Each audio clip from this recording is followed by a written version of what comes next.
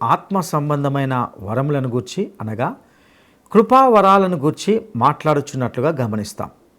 దేవుని సంఘము శరీరంతో పోల్చబడింది. ఇక ఆ వివరాలను నేటి ఈ సందేశంలో తెలుసుకుందామా?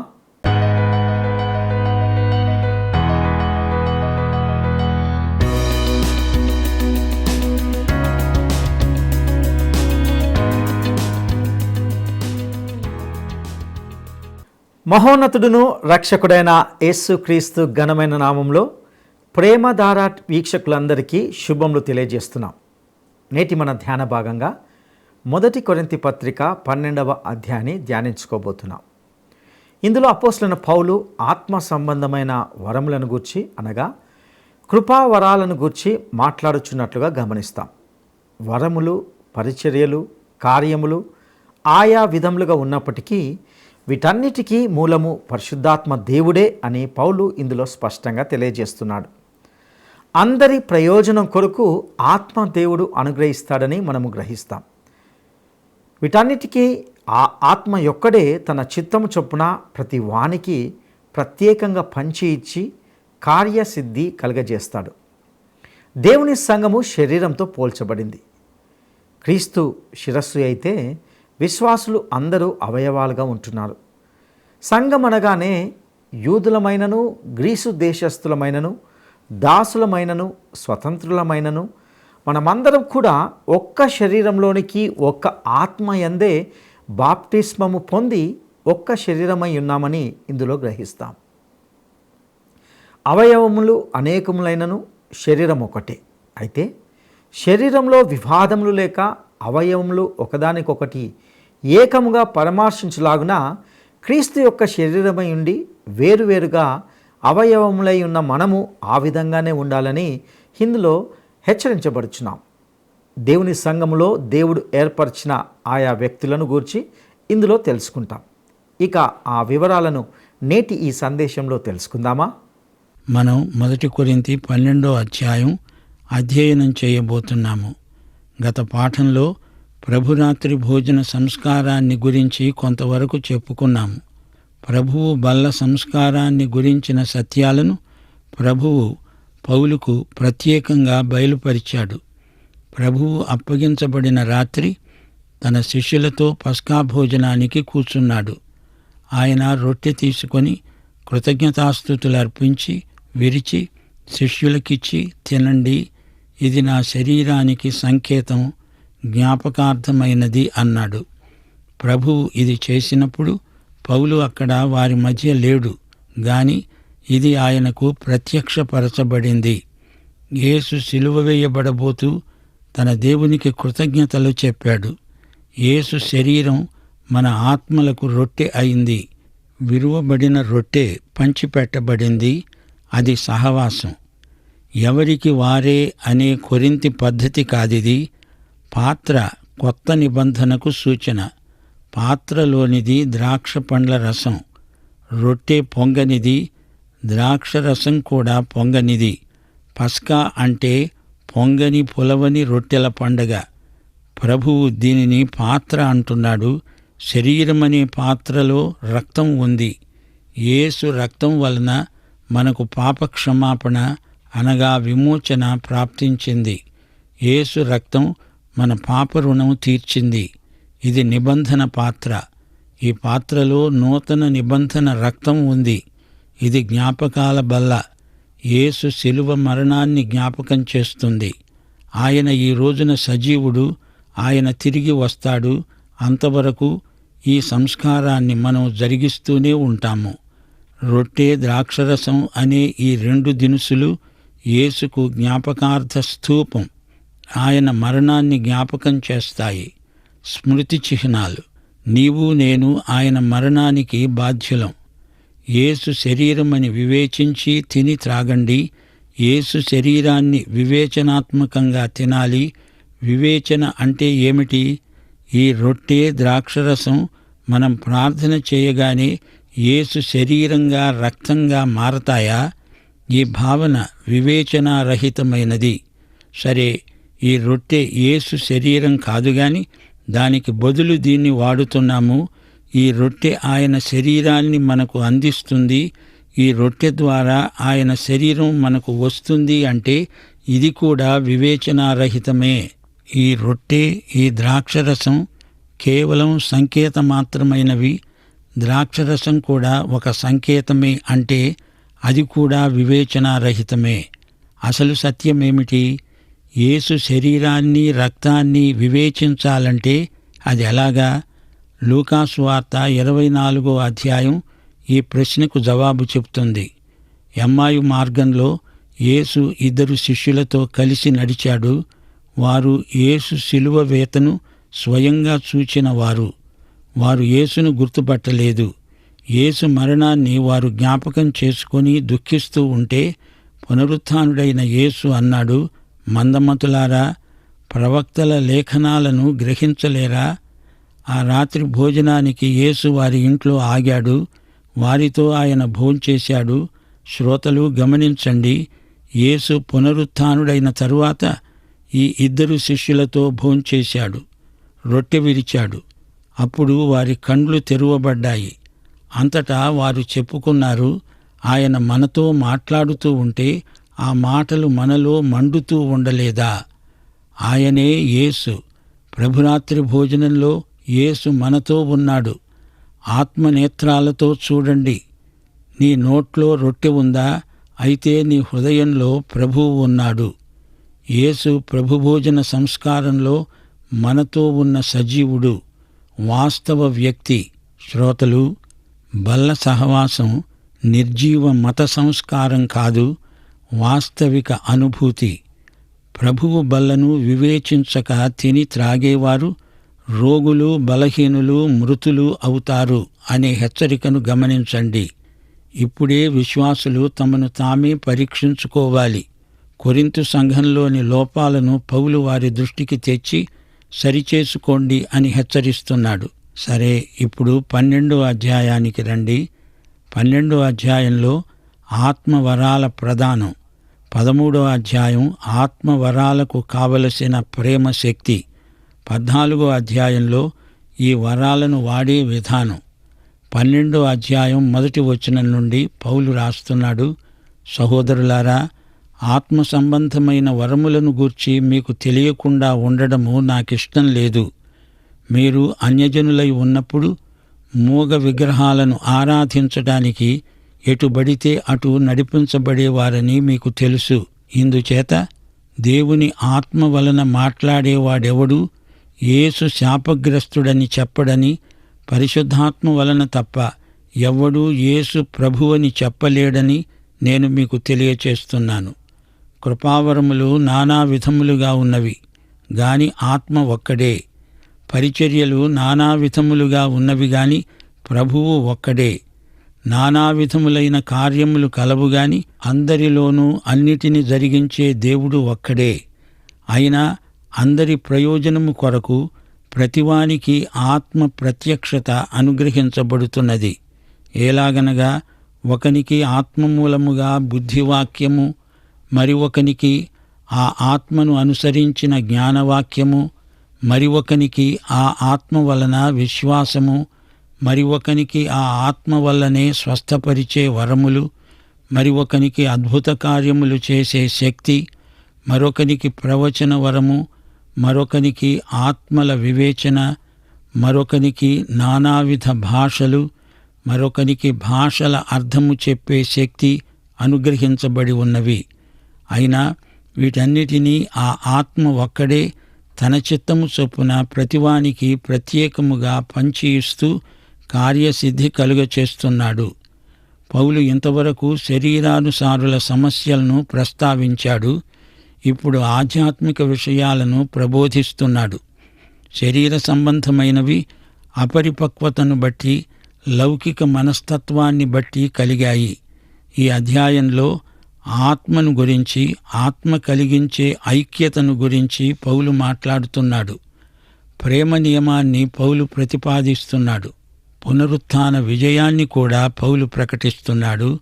ఆత్మవరములను గురించి పౌలు వివరించాడు. ఆత్మవరాలు కృపావరములుగా పేర్కొనబడడం విశేషం.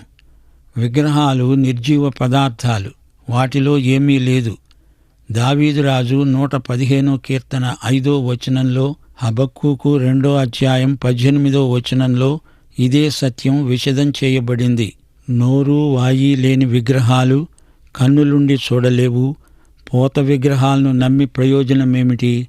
విశ్వాసులు ఆత్మవరాలు పొందినవారు. యేసు ప్రభుత్వమే విశ్వాసి ధ్యేయం.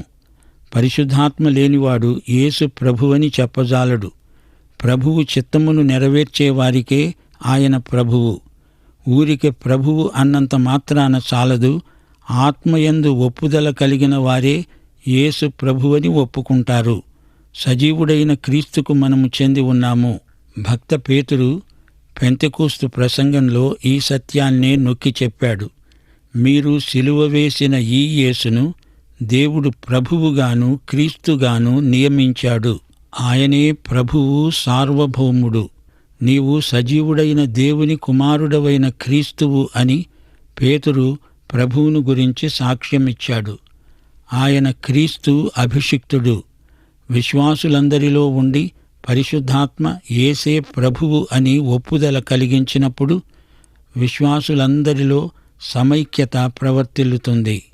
ఈ విధంగా సమైక్యతలో ఉన్న విశ్వాసులకు ఆత్మవరములు ప్రసాదించబడ్డాయి. ఈ వరాలన్నీ ఆత్మ వల్లనే కలిగాయి గనుక వీటి వినియోగం సంఘ సమైక్యతకు దోహదపడుతుంది. నీకు ఏ వరమున్నా ఆ వరాన్ని ప్రభువైన యేసుక్రీస్తు తన సంఘ క్షేమాభివృద్ధికి వాడుకుంటాడు. అది ఆయనకే మహిమ. దేవుడే తన విశ్వాసులకు వరాలిచ్చి వాటిని ప్రయోగించే శక్తిని ప్రసాదిస్తాడు. దేవుడు త్రిత్వం, తండ్రి, కుమార, పరిశుద్ధాత్మలు. వారిలో ఐక్యత ఉంది. పరిశుద్ధాత్మ ద్వారా వరాలొచ్చాయి. యేసు ప్రభువు వాటిని వాడుతాడు. సమస్తము యేసు పర్యవేక్షణలోనే జరుగుతుంది. తండ్రి అయిన దేవుడు వరాల వినియోగానికి కావలసిన శక్తి సామర్థ్యములిస్తాడు. ఇదంతా యేసు ప్రభుత్వాన్ని మహిమపరచడానికి, ఆయన నామమును ఘనపరచడానికి జరుగుతుంది. ఆరాధన, స్తుతి ఆరాధన, ఆరాధన, స్తుతి ఆరాధన, ఆరాధన, స్తుతి ఆరాధన.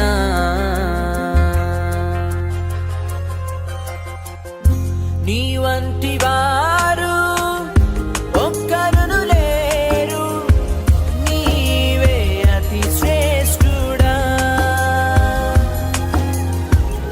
దూతగణములు నిత్యము కొలిచే నీవే పరిశుద్ధుడా. నిన్న నేడు మారని ఆరాధన, స్తుతి ఆరాధన, ఆరాధన, స్తుతి ఆరాధన, ఆరాధన, స్తుతి ఆరాధన.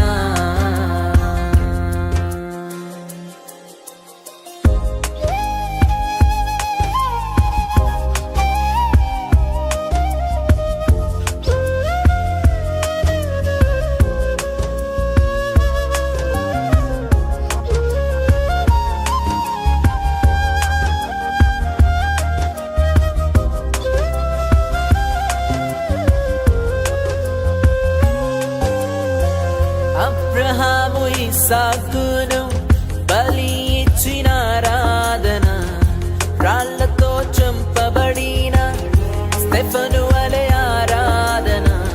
అబ్రహాము ఇస్సాకును బలి ఇచ్చిన ఆరాధన, రాళ్లతో చంపబడిన స్టెఫను వలె ఆరాధన.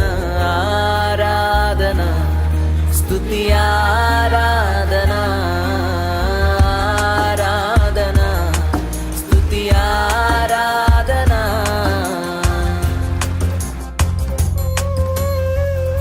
పదివేలలోనా అతి సుందరుడా, నీకే ఆరాధన.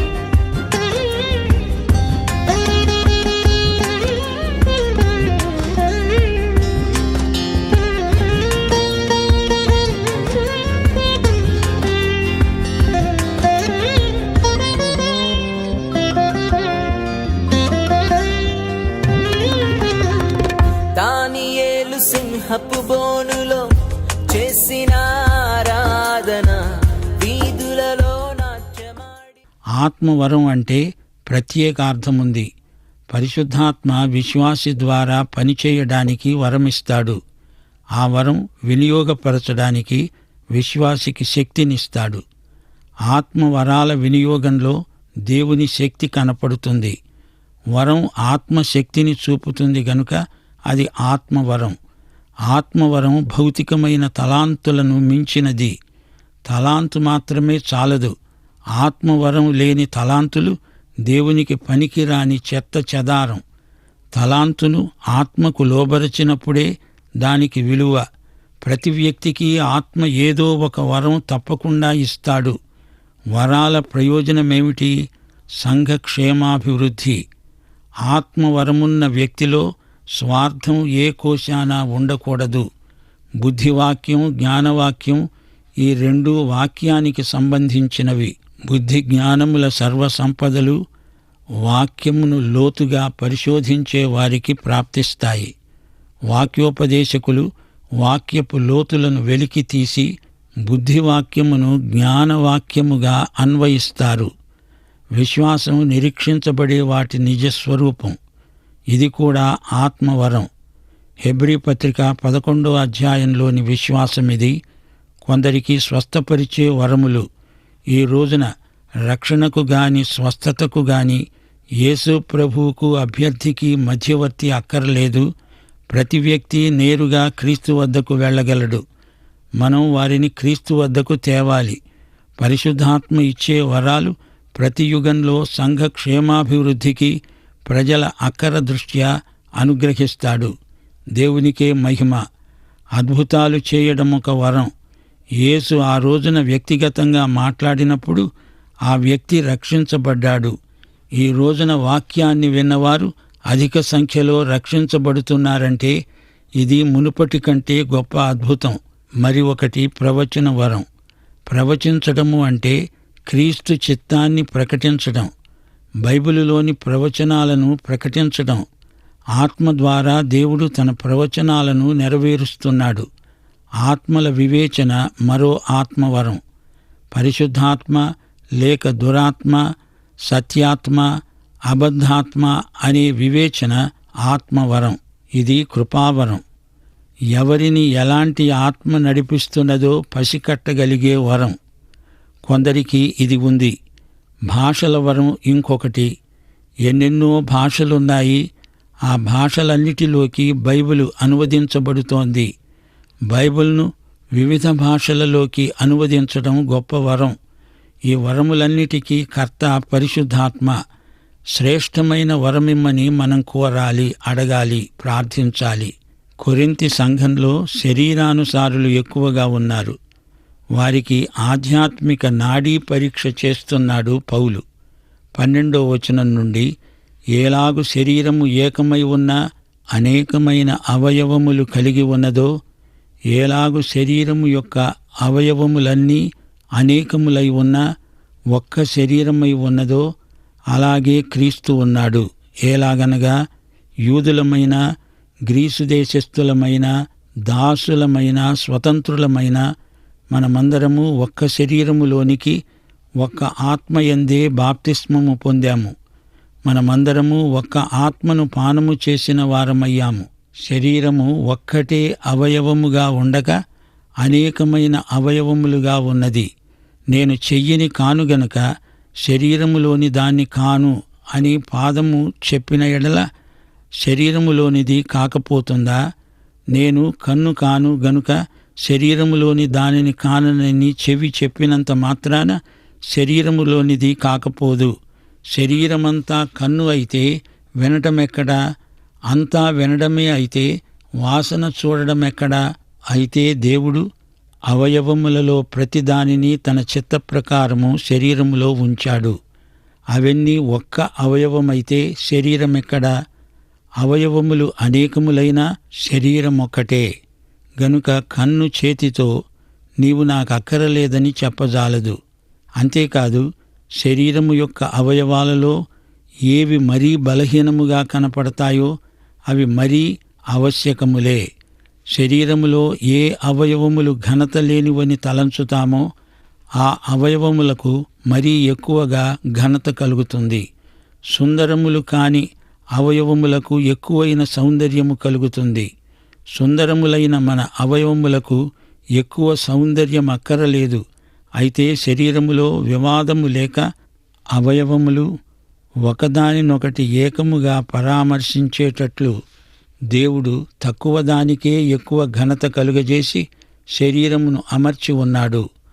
ఒక అవయవము శ్రమపడుతూ ఉంటే అవయవములన్నీ దానితో పాటు శ్రమపడతాయి. ఒక అవయవము ఘనత పొందుతున్నదంటే అవయవములన్నీ దానితో పాటు సంతోషిస్తాయి. అలాగే మీరు క్రీస్తు యొక్క శరీరమై ఉండి వేరువేరుగా అవయవములై ఉన్నారు. దేవుడు సంఘములో కొందరిని అపుస్తలులుగా, కొందరిని ప్రవక్తలనుగా, పిమ్మట కొందరిని బోధకులుగా, అటు పిమ్మట కొందరిని అద్భుతములు చేసేవారినిగా, తరువాత కొందరిని స్వస్థపరిచే కృపావరములు గలవారినిగా, కొందరిని ఉపకారములు చేసేవారినిగా, కొందరిని ప్రభుత్వములు చేసేవారినిగా, కొందరిని నానా భాషలు మాట్లాడేవారినిగా నియమించాడు. అందరూ అపోస్తలులా? అందరూ ప్రవక్తలా? అందరూ బోధకులా? అందరూ అద్భుతాలు చేసేవారా? అందరూ స్వస్థపరిచే కృపావరములు గలవారా? అందరూ భాషలతో మాట్లాడుతున్నారా? అందరూ ఆ భాషలకు అర్థం చెప్తున్నారా? కృపావరములలో శ్రేష్టమైన వాటిని ఆసక్తితో అపేక్షించండి. ఇదీగాక సర్వోత్తమమైన మార్గమును మీకు చూపుతున్నాను. శ్రోతలు వింటున్నారా? సంఘం యేసు ప్రభువు శరీరానికి పోల్చబడింది. అందులో ఎన్నో అవయవాలు, ఎన్నో ఆత్మవరాలు, మరుగున ఉన్నవి, అనామకమైనవి అయినా వాటి ప్రత్యేకత వాటికి ఉండనే ఉంది. ఏ ఒక్కటి లేకుండా శరీరం పనిచెయ్యదు. శరీరంలో భాగంగా ఉన్నంతవరకే దాని ప్రయోజనం. వరాలలో ఎంతో వైవిధ్యమున్నది. పరిశుద్ధాత్మ తనకిష్టమైన విధంగా ఈ వరాలను పంచి ఇస్తాడు. ఆత్మవరములన్నీ కృపావరములు. ఆదిమ సంఘంలో అననీయ సప్పీరా దంపతులకు వరాలున్నాయి గాని వారు యేసుక్రీస్తు ప్రభుత్వానికి లోబడలేదు. వారి వరాలు నిరుపయోగమయ్యాయి. అందుచేత వారు సంఘ శరీరము నుండి తొలగించబడ్డారు. దోర్కా యొక్క వరం సంఘ క్షేమాభివృద్ధికి తోడ్పడింది. సీమోను పేతురు కృపావరం పెంతెకోస్తు ఉజ్జీవానికి సాధనమైంది. సంఘ శరీరములో ఉన్న మనమందరము ఒకరికి ఒకరము అవయవములమై ఉన్నాము. ఒకరొకరికి కావాలి. సంఘం తన వరాలను సక్రమ వినియోగం ద్వారా అభివృద్ధి పరచుకోవాలి. సంఘంలో అసూయకు తావులేదు. ఒకే శరీరంలో మనమంతా వివిధమైన అవయవములము. ఒక్క అవయవానికి గాయం తగిలితే శరీరమంతా బాధపడుతుంది. ఒక్క అవయవం ఆనందం శరీరమంతటికీ ఆనందం. ఉపకారం అనేది కూడా ఒక కృపావరమే. పరోపకారమనే వరం ఎంతో క్షేమాభివృద్ధికరమైనది. ఈ రోజున సమకాలీన సమాజానికి అవసరమైన వరాలు సంఘము ద్వారా పరిశుద్ధాత్మ ప్రయోగిస్తున్నాడు. ఇది సంఘానికి క్షేమాభివృద్ధి, అందరికీ ఆశీర్వాదం. అందరికీ అన్ని వరాలు ఉండవు. అయితే శ్రేష్టమైన వరాన్ని ఆశించడానికి, ప్రభువును అడగడానికి ప్రతి విశ్వాసికి హక్కు ఉన్నది. ఏ వరమున్నా అది సంఘ క్షేమాభివృద్ధి కొరకే. నీ వరం ఇతర విశ్వాసులను బలపరచాలి. వరం ప్రదర్శన కోసం కాదు, ప్రయోగం కోసం. ఆధ్యాత్మిక వరాలను అనాధ్యాత్మికంగా ప్రయోగించకూడదు. ప్రభువు ఒక్కడే. పరిశుద్ధాత్మ ప్రభువును మహిమపరుస్తాడు. అందరి ప్రయోజనము కొరకు ప్రతివానికి ఆత్మ ప్రత్యక్షత అనుగ్రహించబడింది. వరాలు క్రీస్తు ప్రభుత్వానికి లోబరచబడినవి. శరీరమందలి అవయవాలు పరస్పరం సదవగాహనతో కలిసి ఒకే శరీరంగా పనిచెయ్యాలి. మిగతా అవయవాలను కాదని ఏ ఒక్క అవయవము పనిచేయజాలదు. దేవుని బిడ్డలలో ఒకరికొకరు కావాలి అంటూ అపుస్తలుడైన పౌలు 12వ అధ్యాయాన్ని మనకు బోధిస్తున్నాడు. ప్రియ సోదరుడా, సోదరి, నీవు రక్షించబడ్డావా? క్రీస్తు శరీరంలో నీ స్థానమేదో నీవు గుర్తించావా? పాఠం ఇంతటితో సమాప్తం. యేసుక్రీస్తు వారి కృప, తండ్రి అయిన దేవుని ప్రేమ, పరిశుద్ధాత్మ ఆదరణ మనకందరికీ తోడై ఉండునుగాక. ఆమేన్.